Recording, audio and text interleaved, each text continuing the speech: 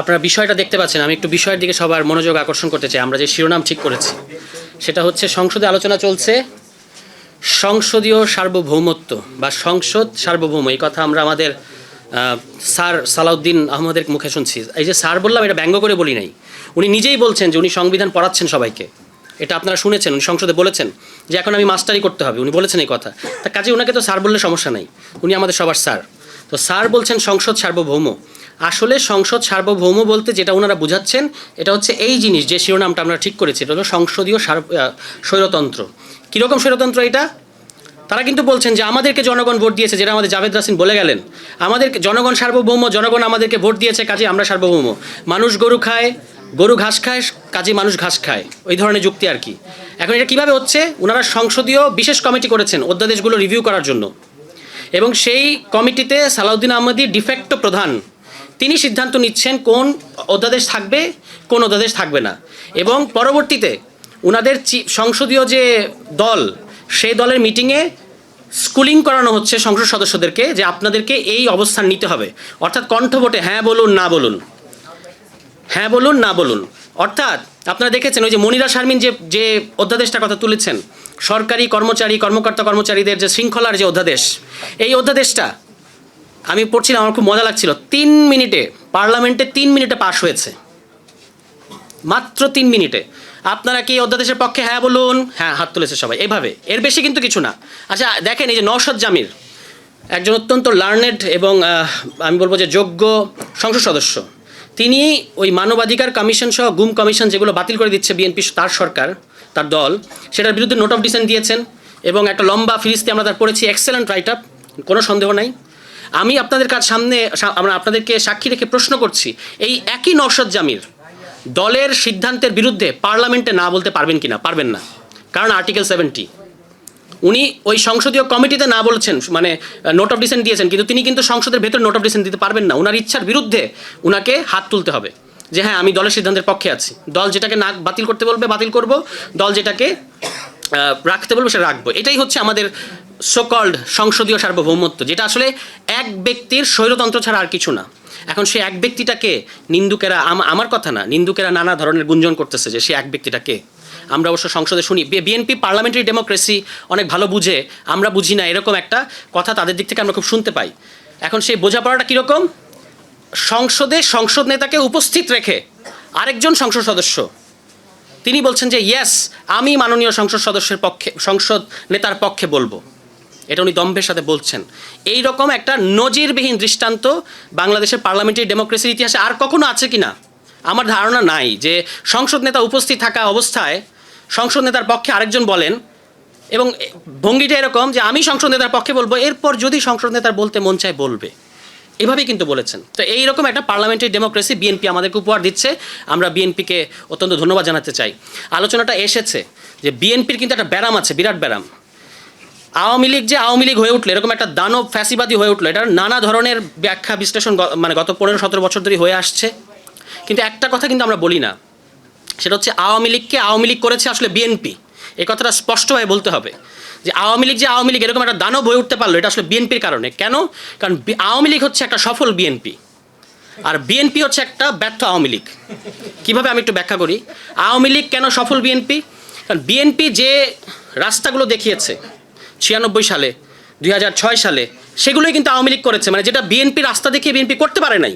যেমন ধরেন 96 সালে তারা দলীয় সরকার অধীনে নির্বাচন করলো, 12 দিন টিকতে পারলো না। 2006 সালের ওই যে বিচারপতির বয়স বাড়ানো নিয়ে তত্ত্বাবধায়ক সরকার ম্যানিপুলেশন করা, সেটাও লগি বৈঠা ডেকে আনলো বাংলাদেশে, এবং আওয়ামী লীগের 17 বছর ফ্যাসিবাদ ডেকে আনলো। মানে বিএনপি ক্ষমতাটা কুক্ষিগত করতে চায় কিন্তু পারে না। আর আওয়ামী লীগ ওই দেখানো রাস্তায়, ওই যে আওয়ামী লীগ 2008 সালে ক্ষমতায় এসে ঠিকই তত্ত্বাবধায়ক বাতিল করে দিল, আউটরাইট বাতিল করে দিল, কোনো সমস্যা হয় না আওয়ামী লীগের। সারা দেশের মানে তখন সিভিল সোসাইটি এটাকে সমর্থন জানিয়েছে। ফলে এই কারণে আমি বলছি যে আওয়ামী লীগ হচ্ছে একটি সফল বিএনপি। এখন ওই সফল বিএনপির পরিণতি কিন্তু খুব খারাপ হয়েছে। কারণ ব্যর্থ আওয়ামী লীগকে এটা মনে রাখতে হবে, মানে ব্যর্থ আওয়ামী লীগ মানে বিএনপিকে এটা মনে রাখতে হবে যে পরিণতি ভালো হয়নি। আর ফাহিম মাসরুর ভাই যে কথাটা বলে গেছেন, এটাই আসলে আসল মতলব। যে অধ্যাদেশগুলো তারা বাতিল করে দিচ্ছে, এর পেছনে আসল মতলব হচ্ছে 2030 সালের নির্বাচন। তারা আবারও ওই ক্ষমতা হস্তান্তরের মুহূর্তে একটা বড়সড় ঝামেলা পাকাবে, এটাই হচ্ছে বিএনপির পরিকল্পনা। এবং সেজন্যই তারা এখন রাস্তা ক্লিয়ার করছে। যে অধ্যাদেশগুলো ইতিমধ্যে তারা বাতিল করেছে, বাংলাদেশের এই পুরো সংস্কার, পলিটিক্যাল সংস্কারের 40% ইতিমধ্যেই কবর রচিত হয়ে গেছে বিএনপির কারণে। মানে ওই যে মানবাধিকার অধ্যাদেশ, এটা কিন্তু এই যে গুম, দুদক, তারপরে আপনার জুলাই দায়মুক্তির অধ্যাদেশ, এগুলো সবগুলোর মাদারল। মানে মানবাধিকার অধ্যাদেশ যদি না থাকে এগুলো একটাও থাকবে না। জুলাই অধ্যাদেশ নিয়ে আপনাদের একটা কথা বলি, আমরা বিএনপিকে সাধুবাদ জানিয়েছি, অনেকেই খুশি হয়েছে বা অনেকে আসলে হয়তো স্বস্তি পেয়েছে যে জুলাই দায়মুক্তিটা অন্তত বিএনপি দিয়েছে। কিন্তু সেখানেও তারা একটা খুবই সূক্ষ্ম মানে ঝামেলা করে রেখেছে। সেটা কি? ওখানে জুলাই দায়মুক্তির অধ্যাদেশে বলা আছে যে পুলিশের সাথে জুলাই মাসে যে এনকাউন্টার, বাত ব্যথা, প্যারালাইসিস কিংবা আর্থ্রাইটিস, আধুনিক ফিজিওথেরাপি ও পুনর্বাসন চিকিৎসায় নির্ভরযোগ্য নাম ডিপিআরসি। সেটা আসলে দুইভাবে বিভক্ত। একটা হচ্ছে রাজনৈতিক প্রতিরোধ এবং আরেকটা হচ্ছে সাধারণ ফৌজদারি অপরাধ। যদি মানবাধিকারের নতুন অধ্যাদেশটা পাশ হতো তাহলে কোনটা সাধারণ অপরাধ আর কোনটা রাজনৈতিক প্রতিরোধ এটা ঠিক করতো এই স্বাধীন মানবাধিকার কমিশন। কিন্তু সেই মানবাধিকার অধ্যাদেশটা যখন বাতিল করে দেওয়া হচ্ছে, দ্যাট মিনস হচ্ছে পুরনো 2009 সালের মানবাধিকার আইনটা আবার ফেরত আসছে। সেই আইনে বলা আছে যে যদি কোনো ঘটনার সাথে আইন শৃঙ্খলা বাহিনী জড়িত থাকে সেই ঘটনার তদন্ত বা ব্যবস্থা মানবাধিকার কমিশন নিতে পারবে না। তাহলে কে নেবে? যার বিরুদ্ধে অভিযোগ সেই নেবে, পুলিশ। অর্থাৎ সামনে যদি রাজনৈতিক বিবেচনায় বিএনপি সরকারের মনে হয় এবং পুলিশের মনে হয় যে, কারণ তারাই ঠিক করবে কোনটা রাজনৈতিক প্রতিরোধ এবং কোনটা আপনার ওই সাধারণ অপরাধ, ফলে যদি কাউকে তারা নাজেহাল করতে চায় বিরোধী মতকে, এই ধারাটা দিয়ে তারা নাজেহাল করতে পারবে। সেই সূক্ষ্ম ফাঁকটা কিন্তু এমনকি যে অধ্যাদেশটাকে তারা গ্রহণ করছে সেখানেও রেখে দিচ্ছে, আর যেগুলো বাতিল করছে সেগুলোর কথা তো বলাই বাহুল্য। ফলে আমাদেরকে একটু খেয়াল রাখতে হবে যে তারা দায়মুক্তি দিচ্ছে কিন্তু এটাতে আমাদের স্বস্তি পাওয়ার কোনো কারণ নাই। এখানে একটা ফাঁক তারা রেখে দিয়েছে। এখন আমরা আসলে ভাবতে পারি না যে এত দ্রুত যে আমাদের যে অর্জন, সে অর্জন নিয়ে আবার কথা বলতে হবে এবং সেটা আবার দাবি জানাতে হবে। এটা আমরা ভাবতে পারি না, কিন্তু আমাদেরকে করতে হচ্ছে। আজকের শিরোনাম যদি আপনারা খেয়াল করেন, আমরা খুব পরিকল্পিতভাবে জুলাই সনদ এখানে রাখি নাই। কেন রাখি নাই? কারণ বিভিন্ন প্রোগ্রামে আমরা যাচ্ছি, বিএনপি সংশ্লিষ্ট লোকদের সাথে দেখা হচ্ছে, তাদের সবার হাতে হাতে জুলাই সনদ। মানে কি এক বাংলাদেশে আসলাম, এখন বিএনপি সবচেয়ে বেশি জুলাই সনদের মানে আপহোল্ডার হয়ে গেছে। দেখি যে তাদের সবার হাতে জুলাই সনদ। ঘটনা কি? কারণ তারা আসলে গণভোট বাস্তবায়ন করবে না, তারা আসলে অধ্যাদেশ বাতিল করে দেবে, এই জন্য তারা জুলাই সনদের এটা দেখায়। কিন্তু গণভোট যদি আপনি বাস্তবায়ন করেন, জুলাই সনদ কিন্তু অটোমেটিক্যালি বাস্তবায়ন হয়ে যায়। এই জন্য আমরা আর জুলাই সনদ বাস্তবায়ন করেন এই দাবি করি না। আপনি গণভোটকে ডেকে দিতে চাচ্ছেন। আচ্ছা, বিএনপি বলছে ওই কুইনাইন নাকি খাওয়ানো হয়েছে, আপনারা শুনছেন না স্যারের মুখে, মানে স্যার সালাউদ্দিন আমাদের মুখে, যে আমাদেরকে কুইনাইন খাওয়াইছেন আপনারা, বলেছেন না? আরে ভাই, এমন জ্বর আসছিল কুইনাইন না খাওয়া উপায় কি? এখন জ্বর সেরে গেছে, আপনি ভুলে গেছেন যে কুইনাইনটা কেন খাওয়াইতে হয়েছিল। আপনিও তখন কুইনাইনের পক্ষেই ছিলেন। এবং এই যে এখন গণভোটটাকে তারা বাতিল করে দিতে চাচ্ছে বা গণভোট তারা মানবে না, গণভোট অধ্যাদেশটা, আমরা কিন্তু গণভোট অধ্যাদেশ নিয়ে কথাই বলতেছি না, যে গণভোট অধ্যাদেশ তারা বাতিল করে দিচ্ছে। এই গণভোট অধ্যাদেশ বাতিল করে দেওয়ার মাধ্যমে আসলে গণভোটকেই তারা বাতিল করে দিচ্ছে। এবং জুলাই সনদ এখন তারা বলছে অক্ষর অক্ষরে বাস্তবায়ন করবে, কিন্তু ইতিমধ্যেই জুলাই সনদকেও তারা ভায়োলেট করা শুরু করেছে, যার একটা প্রমাণ হচ্ছে সুপ্রিম কোর্ট সচিবালয়। এটার ব্যাপারে তাদের কোনো নোট ডিসিশন ছিল না, কিন্তু তারা এটা বাস্তবায়ন করবে না, মানে অলরেডি করে নেই, অধ্যাদেশ বাতিল করে দিয়েছে। তারা পুলিশ কমিশন, যেটার কথা মনিরা শারমিন বলেছেন, সেই পুলিশ কমিশনের ওই আইজিপির যে সুপারিশ করার বিধান ছিল সেটাকেও তারা বাতিল করে দিয়েছে। মানে যেটা অন্তর্বর্তী সরকারের আমলে প্রণীত হয়েছিল যে পুলিশ অধ্যাদেশটা, সেটা ইতিমধ্যেই অত্যন্ত দুর্বল একটা অধ্যাদেশ ছিল।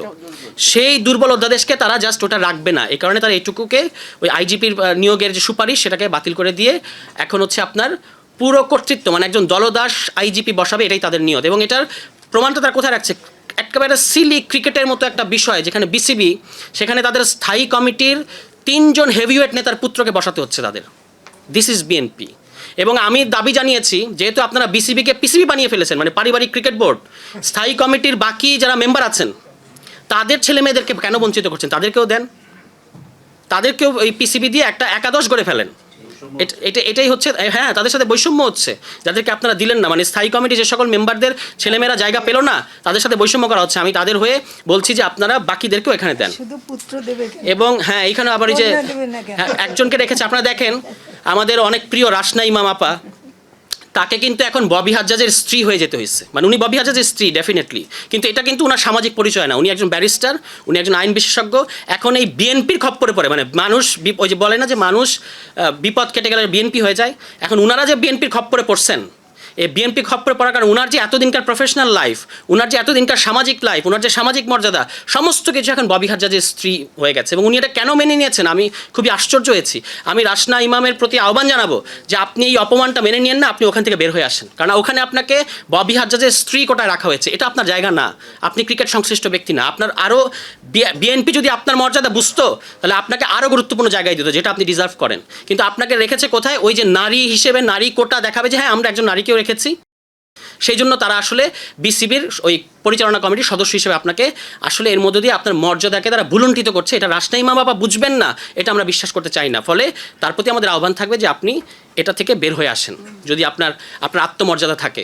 তো আমাদের বাকি বক্তারা কথা বলবেন এবং আমাদের এটা আমরা আপনাদেরকে কথা দিচ্ছি সংস্কার বাস্তবায়ন কমিটির পক্ষ থেকে ধারাবাহিকভাবে আমরা এই ইস্যুটা কোনোদিনই ছাড়বো না যে গণভোট, বিএনপি যে গণভোটকে আজকে নাই করে দিতে চাচ্ছে সেই গণভোটটা বিএনপি নাই করে দিয়ে এবং আপনার তারেক রহমান সাহেবের জেস্টার পলিটিক্স দিয়ে, নির্বাক জেস্টার পলিটিক্স দিয়ে